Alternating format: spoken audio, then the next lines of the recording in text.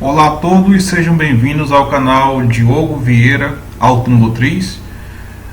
Nosso canal aqui tem como foco o diagnóstico automotivo usando ferramentas como osciloscópio, scanner e outras ferramentas que com o decorrer do tempo a gente vai ver aqui no canal. Eu vou fazer para vocês uma série de vídeos de osciloscópio tratando em específico o Hantek. Então, essa série é Hantek no uso automotivo, histórias, dicas e macetes. Certo? Vamos dividir em 3 partes. Essa primeira parte que você está assistindo agora, eu vou contar um pouco da história de como é que o Hantek foi parar na área automotiva, não sendo ele no princípio um osciloscópio automotivo. Como é que surgiram as primeiras imagens de diagnóstico no uso automotivo, o que hoje muitos conhecem como diagnóstico por imagem, diagnóstico automotivo, diagnóstico avançado, e hoje, no presente momento, hoje são 10 de junho de 2018, existem vários equipamentos, vários scanners, vários osciloscópios, mas na realidade, vocês vão ver na história que há 10 anos atrás não era tão fácil assim. A segunda parte eu vou falar sobre alguns problemas que dá no Hantek. Ele trava a tela dele, ele tem uns problemas de interferência externa do sistema de ignição, o do alternador, problemas de hardware, software, que eu vou passar para vocês alguns macetes para você tentar resolver. E por último, algumas dicas para fazer o teste no sistema de ignição. Eu tenho visto que muita gente está configurando errado o equipamento sofre um pouco, ele trava não por causa do equipamento, mas por causa do operador.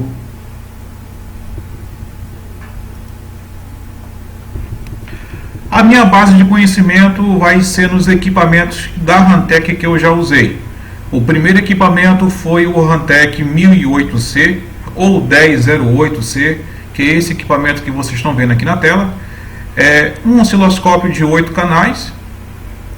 Deixa eu voltar aqui. De 8 canais. Tem um gerador de ondas aqui nessa parte aqui. Vem com essas sondas aqui sem atenuação e uma HT25, que é essa sonda para fazer testes no sistema de secundário. Fora isso, ele vem com esses plugs BNC para o próprio usuário fazer os seus cabos para testes e esse cabinho USB de ligação ao computador. O kit que eu comprei não veio esse jogo aqui, que é esse jogo para você fazer a ligação aqui no gerador de sinais. E eu vou mostrar para vocês que esse equipamento, lá no começo, há muito tempo atrás, ele não era esse 1008 automotivo, ele tinha um outro nome, ele tinha uma outra finalidade. A Hantek viu o mercado, viu que era uma coisa boa fazer um aparelho para uso automotivo, então ela pegou esse aparelho aqui, jogou um software diferente, usou um banco de imagens para uso automotivo e vendeu e deu certo. Aqui é um equipamento de entrada, é um equipamento básico. Muita gente me pergunta se é um bom equipamento. Aí eu respondo, é um equipamento para você começar. Na hora que você está começando com o diagnóstico, você tem que fazer algumas configurações, ajustes de base de tempo, você vai pegar sinais de ignição, solda lambda. Então esse aparelho ele dá conta do recado. Mas para um usuário já um pouco mais avançado, que quer fazer um sincronismo de motor, quer fazer testes em que exija um acoplamento AC, então ele já é limitado. Tá ok? Um outro equipamento que eu também possuí foi o Hantek 6052 ou 6052, em que ele tem 2 canais mais um canal para fazer o trigger ou trigger, como você quiser falar. Foi um bom equipamento que eu tive. E por último, que é o equipamento que eu estou usando atualmente, é esse Hantek 6074. E eu queria aqui falar sobre algumas o que você pode encontrar, algumas descrições que existem após a referência da Hantek. Alguns pode ser BC, outras pode ser BE. Existem outras também que você pode achar aí no AliExpress, aí no Google. Então, no meu aqui, eu comprei o BC, porque ele, em relação ao BE, que é o dito automotivo, o BC é bem mais barato. Ele é um equipamento de 4 canais. O BE tem um software específico para usar na área automotiva. Ele tem uma biblioteca de imagens, um banco de dados, algumas coisas que são específicas desse aparelho. Porém, eu não julgo necessário. Eu que já tenho uma certa experiência, eu não preciso desse banco de imagens dele. Eu tenho o meu próprio banco de imagens. E assim, quem compra o BC pode rodar o software do BE? Durante muitos anos eu tenho recebido várias perguntas aí por e-mail, e muita gente pensa que em comprar o BC e futuramente instalar o software do automotivo. Bem, já vou logo falando que isso não dá certo. O firmware do aparelho, ele casa de um jeito com o software que você não consegue intercambiar isso aí. Então, se você comprar um BC, você vai usar o software do BC. Se você comprar o BE, na hora da instalação vai vir lá para você as descrições para você, o software vai ser instalado o BE. Então, assim, comprou o BC, dá para usar na área automotiva? Dá para usar. O BE também é interessante. Outra diferença, o BE vem alguns acessórios.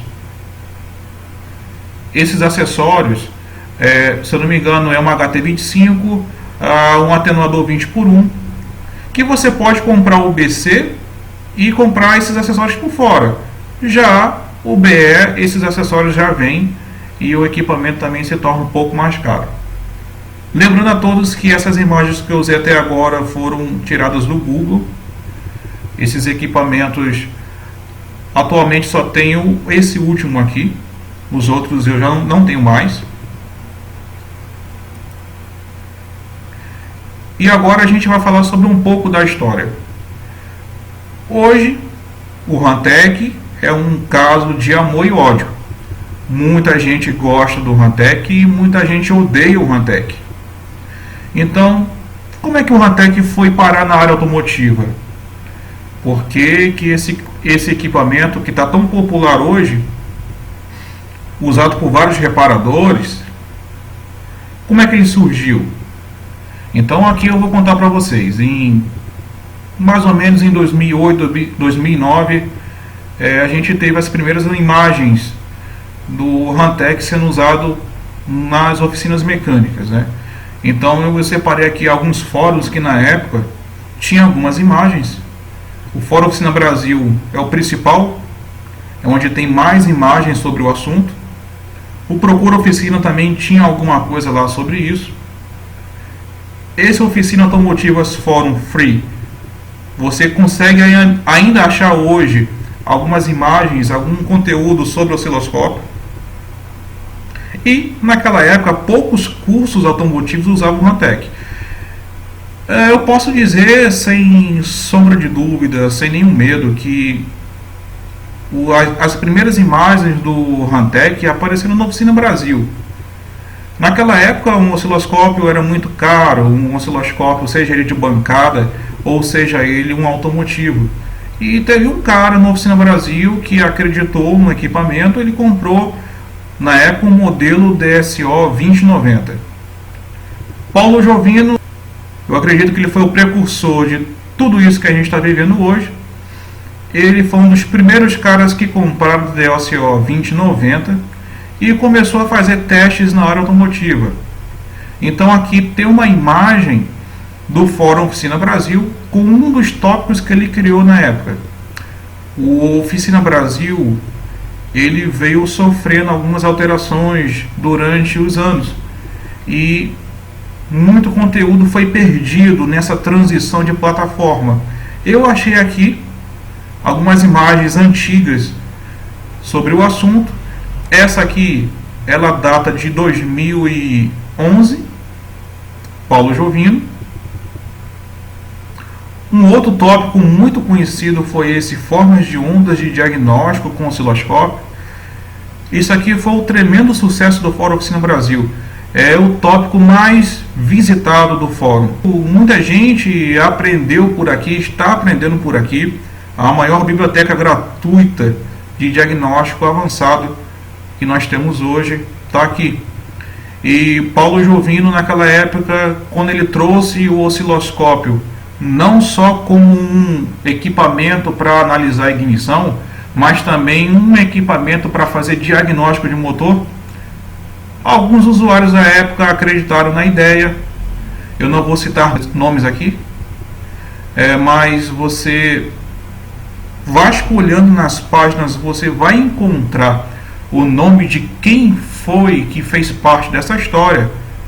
Até mesmo aqueles que foram contra, porque isso aqui, quando apareceu naquela época, foi muito desacreditado. Muita gente falava, esse equipamento não presta, teria que ser um duplo traço, um osciloscópio de bancada, teria que ser um equipamento top, importado, um alemão, que faça diagnóstico e tal.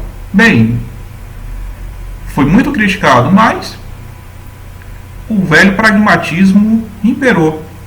E o uso constante do equipamento, as imagens que foram colocadas no fórum, provaram que o equipamento ele consegue sim cumprir o que ele promete. A parte básica de diagnóstico você consegue fazer sim com o Rantek.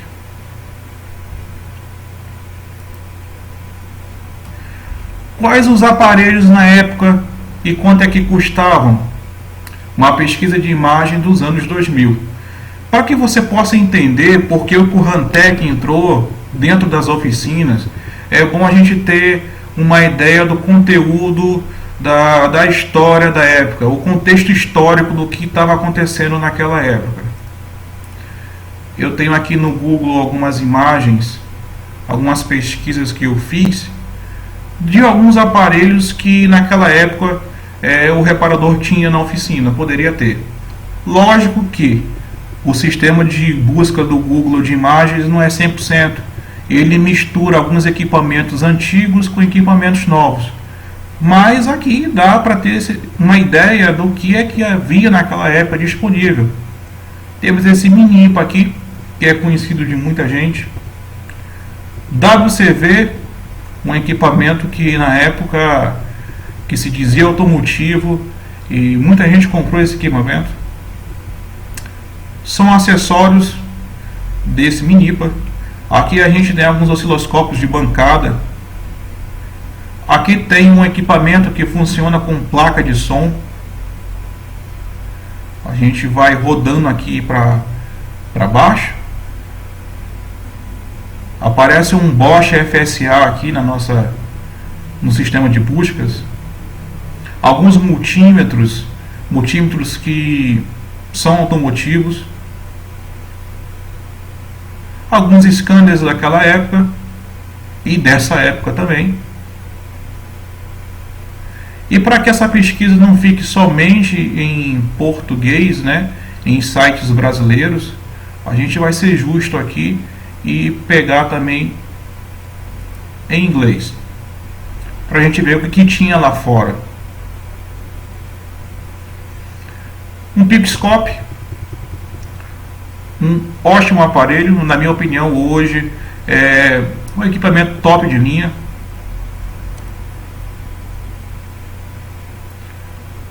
Testes automotivos aqui, diagnosticadores de motor, né? Equipamentos de bancada, está misturado aqui as imagens, mas A gente que é das antigas, a gente conhece um equipamentozinho mais antigo.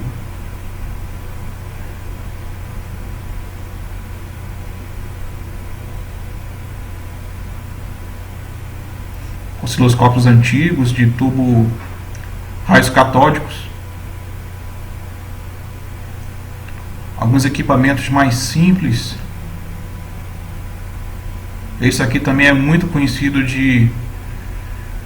do pessoal que estudava naquela época, o Automotive Test Solutions. Esses caras têm equipamento, têm um banco de dados até que bacana. Um outro equipamento também aqui, ó. A imagem ficou pequena aí, quem está vendo no celular está sentindo essa dificuldade, mas em tese é isso aqui, é o que a gente tem. Uma outra busca também que eu fiz foi em osciloscópios testadores de ignição, que é o que o pessoal acha que é o que serve o osciloscópio. Tem gente que acha que só serve para isso, para testar a ignição, e na realidade não é bem assim. O osciloscópio ele é muito mais do que isso, ele vai testar não só a parte de ignição, mas também com a parte mecânica, a parte elétrica, rede CAN. Aqui tem um equipamento da Bosch, algumas imagens bem interessantes. Pena que o Google não tem um mecanismo de busca totalmente eficiente, né? Ele mistura algumas coisas, mas dá para se ter uma ideia do que tinha naquela época de material. Bem, voltando aqui ao slide. E como é que eram as informações naquela época? Eram muito piores do que você tem hoje. Hoje é muito fácil. Mas naquela época o que a gente tinha? O blog do Aparecido, com certeza aqui é o carro-chefe de informações que tinham de forma gratuita até hoje. São ricas informações. Os livros no Manavela começaram a surgir em 2011, começaram a ficar famosos, mas era uma coisa assim muito obscura naquela época. E os fóruns é o que realmente dominava, né? A troca de experiências. Naquela época não tinha WhatsApp, não tinha Telegram, redes sociais. Naquela época era o Orkut. Então os reparadores se revezavam ou no Orkut ou então nos fóruns. Então eram trocas de experiências. E a outra fonte de informação que a gente tinha eram traduções de página em inglês. Só que tinha um grande problema. O Google para traduzir naquela época era terrível. As palavras que saíam, o algoritmo de tradução do Google era terrível naquela época. Então era muito sem sentido o que era traduzido. E era um sofrimento muito grande. Para quem só falava um idioma, depender do Google para traduzir, era terrível, né? Mas os tempos passaram, hoje aí as coisas estão bem mais fáceis. E o que eu acredito? Que o Hanttech é o nosso custo-benefício. Ele não é um pico, não é um equipamento top de linha, mas também não é um equipamento ruim. E para esse pessoal que fala mal do equipamento, por prazer, menosprezando aquele reparador que tem um equipamento mais simples, vou deixar aqui uma frase de um colega nosso. O Rubens Barrichello passou anos com uma Ferrari na mão e não ganhou o GP. Quem falou isso aí foi o Márcio, há um tempo atrás, quando a gente conversava. É uma grande realidade. Você pode ter um osciloscópio de 50 mil reais na sua mão e se você não souber usar, qual a diferença que vai fazer? Você pode ter um equipamento importado da Alemanha, de multicanais, mas se você não souber usar, meu filho, alguém com um osciloscópio caseiro de placa de som pode lhe dar um show, pode lhe dar um banho em diagnóstico. Então, eu vou falar aqui no decorrer dos slides que depende muito de quem opera o equipamento. Equipamento bom ajuda, mas o operador é essencial nessa etapa. Então no próximo vídeo eu vou tratar de alguns assuntos referentes ao travamento da tela do equipamento. Isso aí é uma coisa muito chata que acontece, já aconteceu comigo, e eu quero dividir um pouco da experiência com vocês, porque assim, não existe um fórum para usuários do Rantek, não existe nada que centralize as informações para a fábrica, e o engenheiro lá que desenvolveu o equipamento, ele não sabe da rotina, do que acontece no dia a dia da oficina. Então como é que ele vai ser reportado dos problemas que tem no equipamento? Não tem como ele saber. Se tem algum engenheiro assistindo esse vídeo, eu não quero desmerecer de forma alguma, mas o engenheiro, ele não tá ali para... Ele não foi treinado para consertar carro, ele foi treinado para resolver problemas. Ele está ali para desenvolver o hardware, software do equipamento, fazer melhorias em ajuste, ele não conserta carro. E quem usa o equipamento, às vezes vê algumas coisas e acaba aqui deixando para lá, porque o equipamento é importado, para falar com a fábrica em outro idioma, não tem um representante forte aqui no Brasil, alguém que represente esse pessoal. Pouca coisa sobre Rantek, sobre fóruns dedicados ao software do Rantek são encontrados no Google, infelizmente. E o que a gente encontra é em inglês, Open Rantek.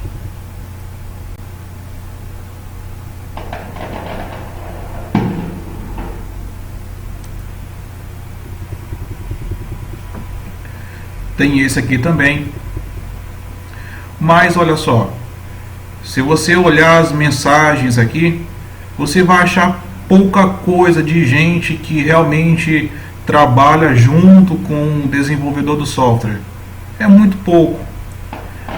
Diferente de um scanner nacional, ou então de um osciloscópio nacional, em que o fabricante está ali junto com o usuário final, com o consumidor, e esse consumidor ele reclama, ele reporta, está acontecendo um bug, está acontecendo um probleminha aqui, e isso aqui tem que ser resolvido. Vou dar um exemplo aqui de um equipamento brasileiro que está fazendo sucesso, porque existe esse feedback do fabricante, de quem desenvolveu, com quem está usando. Eu não vou falar aqui o nome do equipamento, vou só deixar que vocês entendam. É um equipamento que tem um suporte técnico e um compromisso de quem está fazendo equipamento, de estar acompanhando ali a evolução e as necessidades do usuário. Então esse é o final da parte 1. Se inscreve aí no canal da gente, o canal está começando agora.